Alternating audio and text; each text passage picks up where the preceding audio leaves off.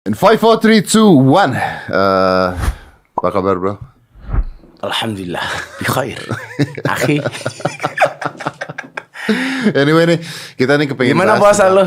ya begitulah bro, puasa. Tapi harusnya kan lu ada di Jakarta, tapi nggak bisa Iya, PSBB. kemarin gua janji sama lu terawih kita di sini. Makanya semuanya pada berantakan. Anyway, kita nih mau ngebahas tentang Didi Kempot. Dan udah minta izin juga ya sama istrinya ya. Udah atas persetujuan dengan istrinya juga.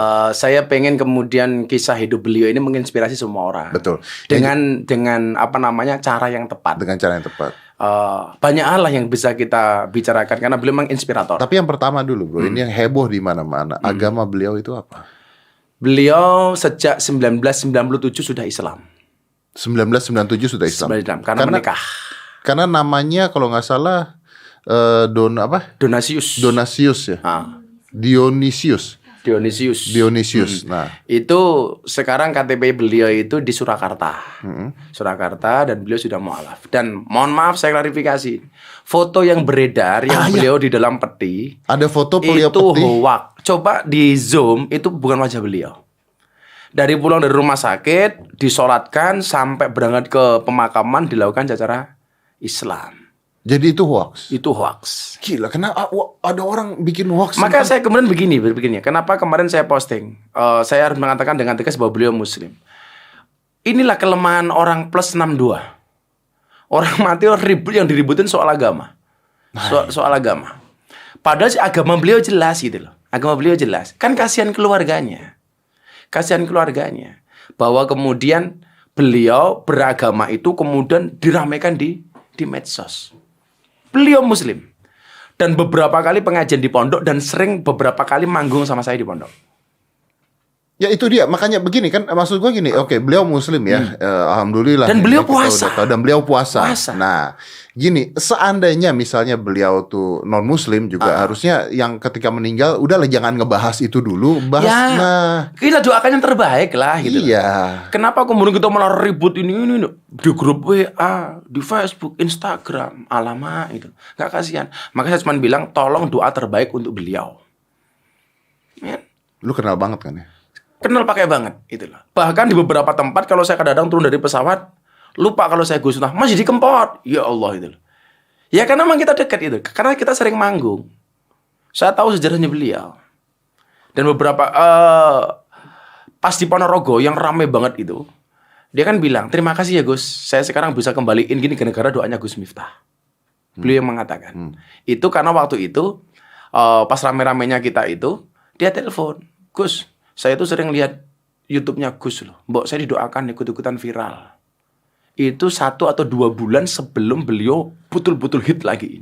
Itu kan beliau itu kan nama Kempot nih ya, buat orang nggak tahu, nama Kempot itu kan artinya penyanyi jalanan ya kalau nggak salah. Kempot itu komunitas pengamen trotoar. Ya, komunitas pengamen trotoar. Karena memang beliau dulu hidupnya di trotoar, tidurnya di trotoar. Betul. Dan lagunya dia itu yang pertama itu hebohnya di Suriname. Di Suriname. Orang-orang Suriname hari ini heboh dengan meninggalnya beliau. Jadi beliau tidak hanya terkenal di Indonesia, bro. Beliau pernah bilang sama saya, "Gus, kita kapan-kapan bareng ke Suriname ya." Waktu saya menolak gara-gara apa, penerbangannya, bro. Waduh, panjangnya. Berapa lama tuh? Dari Belanda itu masih separuh. Wah, gila. Kita ke Belanda, dari Belanda ke Suriname masih separuh lagi katanya. Gila. Itu kita kapan-kapan dua di Suriname. Dan itu yang menarik, bro, karena lagu beliau. Dan dia tidak hanya sekali, berulang kali di Suriname. Nah, bahkan tidak hanya orang Jawa yang suka, orang Suriname yang non Jawa juga cinta sama beliau. Betul sekali. Dan lagunya dia itu yang pertama, gue lupa lagunya apa, tapi yang heboh itu malah bukan di Indonesia. Di Indonesia malah nggak ada yang dengerin pada saat itu. Di Surinamenya gila. Udah gitu stasiun radio Belanda juga muterin lagu-lagu dia, jadi hitsnya di Belanda dan di Suriname. Ini bagi saya lebih dari seorang legend lah, maestro dia ini. Iya benar. Di komunitas itu loh ya. Ini bagi saya luar biasa. Dan beliau ini kalau tidak salah beliau ini adiknya Mami Prasetyo. Mas Mami. Mas Mami Prasetyo yang almarhum pelawak Sri Mulat. Iya. Yang jelas beliau sampai hari ini kalau tidak salah sudah menciptakan 800 judul lagu. 800. Ini nggak main-main, bro. Nggak main-main. Artinya saya banyak belajar dari kesederhanaan beliau. Iya. Orangnya humble, mau bergaul dengan siapapun. Maka begitu saya kemarin berangkat ke Jakarta, ya kan? Karena ada hal urgent yang harus saya lakukan. Pagi harinya saya belum tidur, dapat berita itu langsung saya shock, bro. Lu sedekat apa sama dia sih? gimana ya? Beliau sering telepon, sering curhat. Terakhir kita manggung 2 bulan yang lalu di Kendal. Beliau bilang, Gus, secepat mungkin saya harus ngaji ke pondok lagi. Kemudian dia pengen umroh. Oke. Dia bilang begitu. Oke. Dan belum sempat umroh kan? Dan belum sempat umroh. Maka nanti saya niatkan kalau saya kemudian umroh, saya batalkan untuk beliau. Jadi umroh saya untuk beliau gitu. Karena beliau sudah tidak ada. Saya begini, Bro. Saya kemarin agak menangis itu begini. Yang paling membuat saya sedih. Saya punya 3 kawan. Semuanya seniman dan orang-orang luar biasa. Meninggalnya usianya hampir sama. Siapa ini? Yang pertama Ki Entus Susmono. Yang pertama almarhum Bugiakso yang pertama. Dan meninggalnya ketika saya ngaji di Taiwan, Lebaran, hari kedua. Beliau hari pertama sholat Id, siang masih terima tamu, habis Isya dia nonton film sama keluarganya. Jam 11 malam pulang, minta dimasakin rawon sama istrinya. Makan, masuk kamar, nggak ada. Beliau cucunya Jenderal Sudirman, cucu mantu. Nah, itu, mendadak. Usia 52 tahun, masuk 53. Yang kedua, almarhum Ki Entus Susmono. Legenda Siapa dalang ini? di Indonesia. Legenda dalang. Meninggalnya usia? Meninggalnya usia 52 tahun. Dan 2 orang ini sama-sama dekat dengan saya. Dan meninggalnya juga dadakan. Sehari sebelumnya masih telepon saya. Lu tahu nggak bahwa Mami Prakoso Hah? meninggalnya di usia yang sama juga? Itu saya yang sama juga. 53 tahun juga. Jadi meninggal di usia yang sama dengan Didi Kempot. Di tempat masuk 53 ya. 53 ya, masuk 53. Itu almarhum Ki Entus. Sama mendadak. Habis pengajian, habis asar. Kasusnya sama, masuk rumah sakit nggak ada. Dan hari ini saya harus kehilangan sahabat saya masih di Kempot. Dengan cara yang mendadak. Sama usia 52 masuk 53. 3 orang, Bro. Ini artinya apa? Ini kita tidak bisa kemudian saya masih populer, saya masih viral, saya masih jadi orang top, usia saya masih taken segini. out anytime ya. Yes, kapanpun kita harus siap. Gue juga gak ngerti ada Sampai apa saya dengan... bilang sama istri saya, sampai bilang sama Bunda, belajar dari itu. Teman-teman abah dekat semuanya dipanggil dalam keadaan yang lu nggak tahu, maksudnya nggak ada gini loh, tidak ada tanda-tanda sakit. Ini COVID bukan kan? Bukan, Mas Edi nggak. Karena keluar beritanya pertama-tama COVID. Bukan. Ini banyak banget yang saya aneh nih. Saya tadi pagi chatting sama istri beliau. Saya bilang, saya bilang bukan Mbak, Nduk. Mas Didi Kempot itu kan tidak pernah curhat sama saya soal sakitnya. Ya. Sebenarnya beliau sakit apa sih? Memang 2 tahun terakhir beliau merasakan sesak nafas. Tapi itu bukan penyakit macam-macam, cuma sesak biasa itu. Iya. Dan selama itu luar biasanya almarhum ini, Bro. Diajak ke rumah sakit, beliau nggak mau. Alasannya apa? Nggak mau nyusahin orang. Maka hari ini kita semuanya punya harapan sebenarnya. Bagaimana kemudian besok kalau kita mati seperti mereka ini nggak nyusahin orang. Karena hari ini banyak kalau kita mati itu banyak nyusahin orang gitu loh. Itu dia memang benar. Nyusahin orang, ngabisin harta semuanya baru meninggal. Kita semuanya berharap. Artinya saya kemudian kayak orang almarhum Ki Entus, Bugiakso, Mas Didi Kempot. Ini bagi saya orang-orang baik yang kemudian oleh Allah dikasih kemudahan untuk kembali kepadanya. Tidak dengan cara yang... Nah bro, tapi ada apa dengan tahun ini ya? Banyak musibah, banyak orang-orang hebat meninggal dunia. Kalau yang kita lihat seminggu yang lalu, guru kita dari Martapura, dari Kalimantan Selatan, Guru Zuhdi, yang meninggal di Jakarta dibawa pulang ke Kalimantan Selatan itu. Masya Allah. Glenn Fredly kemarin. Glenn Fredly. Ashraf Sinclair. Nggak terprediksi semua, Bro. Dan meninggalnya tuh yang beneran tidak ada sakit nggak? Dadakan semua. Iya. Glenn Fredly ada sakit tapi kita nggak tahu sih. Tapi bisa dadakan semua. Itu artinya bahwa nih kita yang lagi seger-seger gini, ngobrol dan sebagainya, tiba-tiba besok mati bisa kan, Bro? Kalau dalam kajian agama begini, Bro. Dalam 1 hari semalam, malaikat Israel itu mendatangi kita sebanyak 70 kali. Melihat kita itu 70 kali, kata Rasulullah. Artinya kalau sehari semalam 24 jam, minimal dalam 1 jam, dia itu mendatangi kita 2-3 kali, Bro. Maka kemudian dalam Al-Quran, kalau kita belajar agama, Allah mengatakan begini. Qul innal mautal ladzi tafiruna minhu fa innahu mulaqikum. Katakanlah, sesungguhnya yang kematian itu kamu lari dari-nya, fa innahu mulaqikum. Dia akan menjumpaimu. Ya nggak bisa lari. Nggak bisa lari. Kita hari ini nggak bisa. Gua paling populer di YouTube, paling populer di Instagram. Selesai. Mati itu kan rahasianya Tuhan. Rahasia kematian itu ada 3. Rahasia waktu, rahasia cara, rahasia tempat. Ya. Waktunya kapan? Pagi, siang, sore pantas. Pagi mati pantas. Yang menakutkan kita tidak tahu itu tuh. Ya. Kedua rahasia apa? Rahasia cara. Caranya gimana? Kita lagi podcast mati dicabut pantas, orang tabrakan motor pantas, sholat pantas. Bro, lu tau nggak? Gue pernah hitam putih, live hitam putih, ngundang sniper Indonesia legendari. Saat live beliau meninggal dong. Saat live meninggal.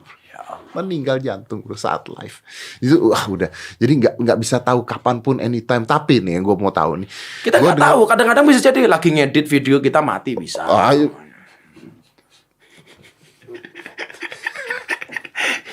Tapi bro, nih. Ya kita doakan Agus panjang umur. Iya betul. Jadi orang sedunia mati dia hidup sendiri. Ya, Ferry panjang umur juga Ferry ya.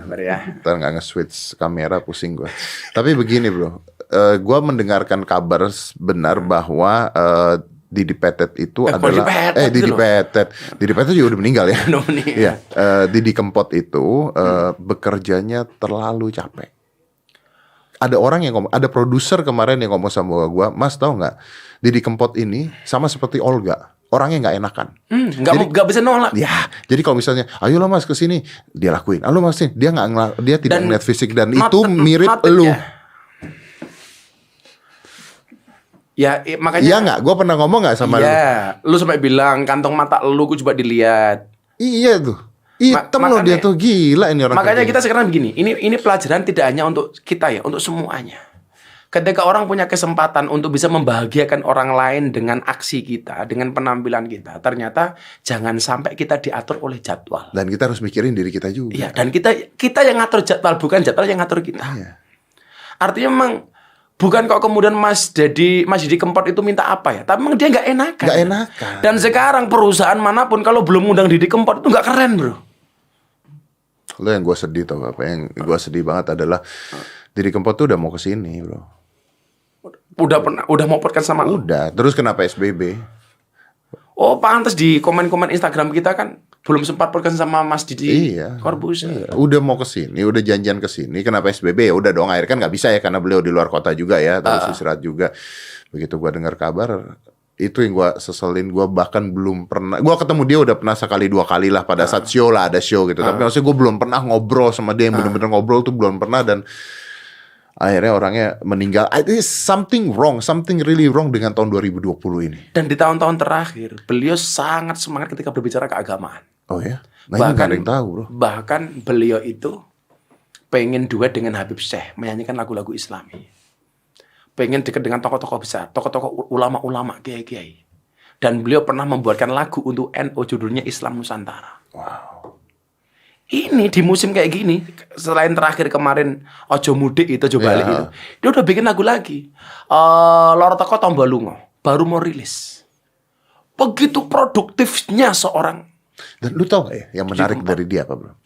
Di saat orang-orang Indonesia lagi menggemari K-pop, menggemari lagu-lagu barat dan sebagainya, dia sendirian, almost sendirian, lagu tradisional, bertahan, diundang di TV-TV, dan bahkan tidak hanya bertahan, booming, diundang di TV, itu kan gila. Dan orang yang tidak tahu bahasa Jawa tahu, cinta dengan lagunya. Bahkan ada yang nggak ngerti bahasanya artinya apa. Sampai bahasa sobat ambiar set gelbot apa namanya itu. Di mana-mana. Itu di mana-mana. Dan itu bukan bahasa dia, bahasa dari fans. Dan itu artinya bahwa sebenarnya kalau kebudayaan kita atau lagu-lagu tradisional kita dinyanyikan atau dibawakan secara benar, mungkin TV-TV juga bisa nerima. Didi Kempot tuh dikejar-kejar TV, bro, di mana-mana, bro. Di mana-mana. Media semuanya ngejar dia. Ya, siapa sih yang ngejar lagu tradisional? Tidak hanya lokal nasional, bro, internasional. Iya, siapa yang ngejar lagu tradisional di TV-TV? Mana ada? Sebelumnya. Ya ada. Dia nge-breakthrough ngerusak. Artinya ini bagi para pemula ya barangkali. Bagi para pemula ini harus belajar dari kisah ini. Bagaimana kemudian ketika hobi itu disalurkan dengan tepat dan ditekuni dengan istiqomah, dengan kontinu, itu bisa jadi. Ini guru kita ini. Ada gantinya nggak bro? Saya berharap ada ganti lah. Sekarang udah mulai banyak penyanyi-penyanyi muda yang mengikuti jejak karir Mas Didi Kempot. Salah satunya santri kita bro, Denny Caknan. Yang kartonyono ning Ngawi medo janjimu. Ini sekarang juga mulai. Ini sama-sama orang Ngawi. Sama-sama orang Ngawi. Saya berharap walaupun mohon maaf ya, barangkali begini. Kalau nama asli tadi siapa lupa saya. Itu barangkali beliaunya fana, tapi Didi Kempotnya akan abadi, Bu. Betul. Dengan lagu-lagunya. Iya, betul. Kalau posisi beliau tidak tergantikan lah. Ya, tapi gini bro, dia tuh punya karakter. Itu yang susah. Aduh, wajahnya, mukanya, apa Godfather of Broken Heart ya? Broken Heart. Dan itu julukan dari orang. Karena mencintai lagunya. Jarang loh bro. Ambiar. Ya sama halnya ketika lo dibilang apa namanya Father of YouTube itu kan sebutan dari orang. Dari orang. Kan nggak mungkin kita nyebut di kita sendiri. Ya. Gila hormat banget. Dan untuk mencapai posisi tersebut itu nggak gampang. Saya pikir sekian ujian, cobaan, rintangan, halangan yang pernah dialami oleh Mas Kempot. Tapi enggak bro, ini pertanyaan yang tadi belum lu jawab sebenarnya. Ya enggak penting juga sih, tapi maksudnya gini, ada apa sih dengan tahun 2020 ini? Something wrong. Saya kemarin baru tadi pagi jamaah saya di Bali tanya begini di WA, "Bah, kenapa sih itu loh? Banyak orang baik di tengah puncak karirnya itu banyak yang dipanggil oleh Allah." Kemudian dia bilang sama saya nangis bro. Dia bilang, "Tolong Abah jangan viral-viral banget ya." Iya benar bro, gue sayang sama lu bro. Jangan bro. Gua sampai dari kemarin sampai malam ini belum tidur sampai pagi ini. Nah, lu gila kan? Enggak, karena aku masih shock dengan Mas. Masih shock dengan Didi Kempot. Didi Kempot. Makanya kenapa hari ini aku ngebet ketemu sama kamu gitu loh. Tapi gini ya, ini bukan soal podcast ya. Aku ngebet ketemu sama kamu hari ini karena kita nggak tahu umur, bro. Wallah. Karena aku cinta sama lu gitu loh. Lu nggak tahu umur, maksudnya lu nggak tahu umur tuh, lu berpikir lu duluan apa gue duluan? Ya kan begini, lo sama tua lo. Tapi ya mohon maaf, mati itu seharusnya tidak harus tua. Berarti bisa lu duluan dong? Ya kan, walaupun saya lebih muda daripada lu lebih tua dari gue, bisa jadi mati lu duluan. Sama aja dong, bro. Jangan dong, bro. Enggak, insya Allah orang-orang yang senantiasa menabur kebaikan dipanjangkan umurnya oleh Allah. Kalau toh kemudian dipanggil kayak Mas Didi Kempot, insya Allah yang terbaik. Tapi apa hukumnya secara Islam? Ketika seseorang seperti Didi Kempot yang berkarya, yang membantu, yang apa hukumnya ketika dia meninggal gimana? Apa kan begitu banyak kebahagiaan yang dia wariskan untuk bangsa ini. Apa yang didapat? Ini bagi saya jariah, sedekah jariah untuk bangsa ini. Bagaimana kemudian orang-orang begitu menghayati yang tadinya punya persoalan hidup ya. Mohon maaf kalau lo lihat pengajian-pengajian gue kan banyak quote-quote itu, quote-quote ambiar itu. Saya belajar dari beliau, bro. Untuk mendalami teman-teman milenial ini ternyata butuh quote-quote ambiar. Maka bahasa-bahasa kita kan banyak yang quote-quote ambiar itu. Dan itu termasuk saya bilang, ada satu mas kawin yang paling dibenci oleh wanita. Apa itu? Mas kawin yang paling dibenci oleh wanita adalah mas kawin lagi. Itu dari dia? Enggak, ini bahasa saya ngomong seperti itu karena terinspirasi dari beliau. Kalau beliau jago nulis macam-macam, saya waktu itu kita mohon maaf, kita manggung terakhir di Kendal di resepsinya putranya Mbah Kiai besar Mbah Dim Kendal. Kita banyak quote-quote baru karena saya terinspirasi dari beliau. Ini bagi saya warisan yang bernilai jariah, kebahagiaan yang diwariskan untuk bangsa ini luar biasa. Dan hari ini coba liputan TV semuanya gak berhenti, bro. Soal Mas Didi Kempot. Gak semua orang bisa loh, bro. Nggak bisa. Apalagi penyanyi tradisional. Balik lagi begitu. Bahkan pemakamannya disiarkan live. Penyanyi tradisional loh. Penyanyi tradisional. Kalau rock, pop, masih lumrah. Tapi ini yang ditakutkan ya. Maksudnya orang-orang seperti ini tuh nggak munculnya setiap tahun kan, bro. Saya bilang kayak Dalang Ki Ento Susmono yang legenda di Belanda, di Eropa beliau diundang. Sampai hari ini belum ada yang menggantikan posisi beliau. Iya. Sama halnya orang-orang besar kayak Gus Dur. Tidak setiap saat. Bener nggak? Benyamin S. Enggak. Orang-orang seperti ini belum tentu. Muncul sekian tahun. Persoalannya kemudian kita harus termotivasi untuk itu, bro, gitu loh. Dan kita punya kesempatan yang sama selama kita masih hidup. Selama kebaikan-kebaikan itu kita lakukan, kita bisa seperti mereka. Bener nggak? Iya benar. Aku, Corbuzier, semuanya punya kesempatan yang sama. Bener. Sebelum kita dipanggil oleh Allah. Tapi sekarang gue mau nanya sama lu, bro. Lu bicara Didi Kempot seperti itu nggak enakan dan sebagainya. Gue sempat ngobrol sama gini ya, Gus Miftah ini gila banget ya. Ini beneran loh. Gue tuh peduli sama dia. Gue sampai ngomong, bro, udah bro kurangin. Dia tuh nggak enakan. Sama orangnya nggak enakan. Jadi kalau misalnya ceramah di sini, ya kan dakwah di sini. Kita buka-bukaan supaya teman-teman tahu ya. Teman-teman Mas Jadi tahu. Semua diambil sama dia. Bukan duitnya, bukan gara-gara duitnya. Enggak. Kalau semua diambil, gila lagi, bro. Kamu tahu nggak? Dari 3 asisten pondok yang nerima jadwal, HP mereka per HP, berapa permintaan jadwal yang masuk tiap hari? Berapa? Satu hari per HP itu ada yang 150, ada yang 200 permintaan. Artinya sehari itu minimal ada 500 permintaan. Dan harus milih. Di luar yang datang ke pondok langsung. Artinya kalau 500 saja, 1 bulan berarti berapa? 15.000 permintaan. Kalau 1.000 saja saya setiap tahun ngaji, berarti 15 tahun permintaan 1 bulan habis, bro. Dan ini saya harus milih saja waktu saya sudah habis. Maka saya sangat bersyukur, walaupun selama COVID ini sudah saya cancel 300 jadwal lebih. Saya bersyukur ada quality time untuk keluarga saya bisa istirahat sesuai yang lu mau kan. Karena dia pernah marah-marah ya sama saya. Lu gila, kantong mata lo sampai kayak gitu. Gila, dia tuh sehari bisa di 4 kota 5 kota masalahnya. Sedangkan naik pesawat juga kan keseringan juga kan nggak enak badan kan rasanya kan. Bukan gak enak lagi, bro. Iya. Mau naik bisnis, mau naik VIP kayak apa Sama aja, oksigen juga kurang, apa juga Oksigen kurang. kurang. Tapi lu lakuin. Ya, makanya ini dengan pelajaran dari Masjid Kempot ini, kafa bil mauti wa'idun. Telah cukup kematian itu memberikan nasihat. Iya benar. Ya, insya Allah lah. Insya Allah. Saya jujur, saya bilang sama Bunda begini. Saya itu merasa bersalah dengan Deddy Corbuzier. Kenapa? Karena saya belum bisa membimbing beliau sebagai seorang muslimnya. Karena saya nggak punya waktu. Loh, saya bilang sama Bunda, saya nangis, bro. Tanya Bunda ya nanti kalau saya telepon. Pernah nggak Gus bilang gitu sama Bunda? Aku merasa bersalah di situ gitu loh. Jadi seolah-olah saya lari dari tanggung jawab dampingin kamu gitu loh. Tapi benar. Maksudnya kemarin tuh kan gua sempet ngobrol sama Habib Jafar. Habib Jafar. Lu kayaknya suka deh Dede. Asik newbie orang asik.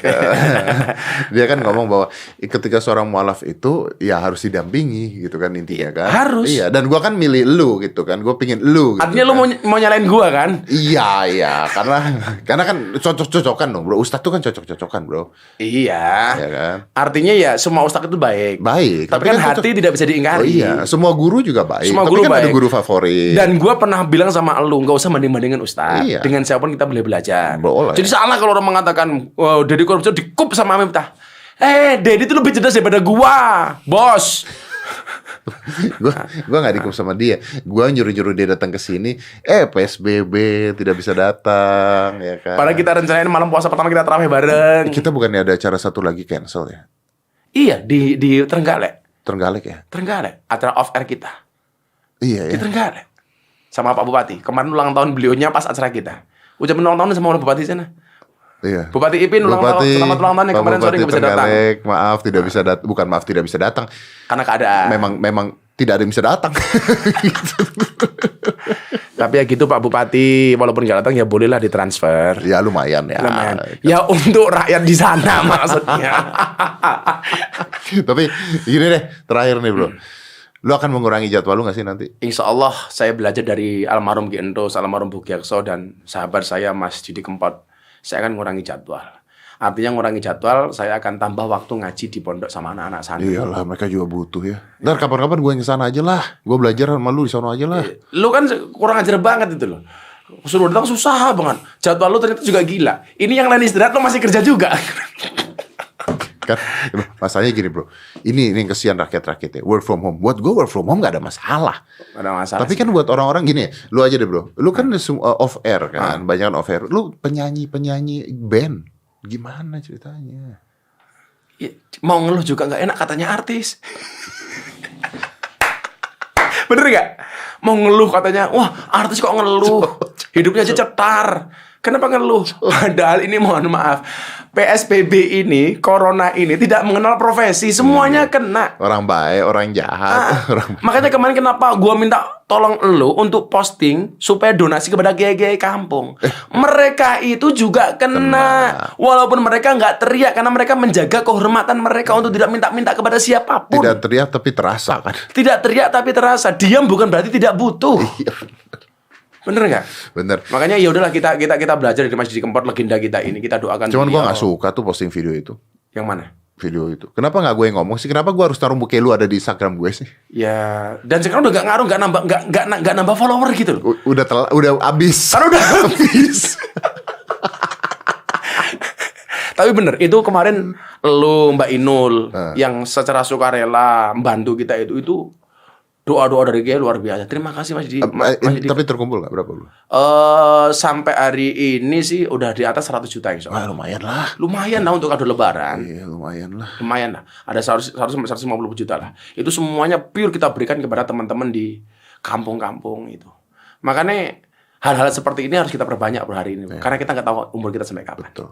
Ya nanti sebelum tutup kita minta doa Fatihah sekali untuk Mas Didi Kempot lah. Mudah-mudahan beliau tenang di sana, diberikan tempat terbaik. Dan kita orang yang meneladani beliau, semuanya punya kesempatan bisa menjadi legenda seperti Mas Didi Kempot. Ya udah teh. Doain. Al-Fatihah. Bismillahirrahmanirrahim. Alhamdulillah. Suratul Fatihah. Ya, terima kasih bro, jaga puasanya Amin. Kita kapan ketemu lagi? secepatnya. Secepatnya ya. Dan salam dari Pak Menteri. Oh iya tuh. Kita doakan Kita beliau. ngobrol sama beliau yuk. Harus. Aduh Dan kesian. beliau itu orang yang Luar biasa. subhanallah mendapatkan. Ini kita begitu bicara keajaiban tentang dari Pak Budi Karya ya. Kita bicara tentang Pak Budi Karya. Luar biasa. Ya, one day ya. Kapan-kapan kita. Dia harus jalan lagi karena job dia banyak juga. Apaan? Emangnya lo? Ya, Makasih loh. sama-sama ya. Bukan. Jangan lupa. Bukan makasih ya. Apanya? Bajunya Anda lagi. Jangan lupa lebaran kirim kado ya. Siap. Saya Makasih. kirimkan segera. Thank you bro. Oke. 5, 4, 3, 2, 1, close the door.